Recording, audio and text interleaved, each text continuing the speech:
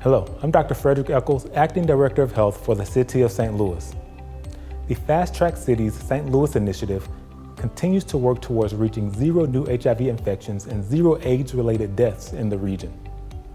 On behalf of our St. Louis Rapid Start Workgroup for Fast Track City St. Louis, I'd like to invite you to the Workgroup's first community workshop.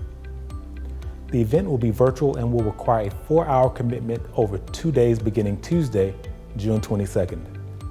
You'll want to attend this participatory workshop if you are a person with lived HIV experience, a service and treatment provider, case manager, health coach, and social worker. Stipends to cover the $65 fee are available for those with lived experience. Attendees will be guided through a series of exercises to gather perspectives of people living with HIV into a map of our HIV care system.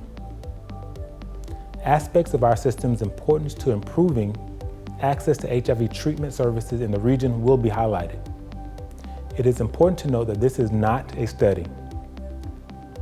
This event is a community engagement workshop for community members and healthcare providers to gather to work towards improving the quality of HIV services and advancing goals to end the HIV epidemic in our region. To register for the workshop, please visit the link on the screen.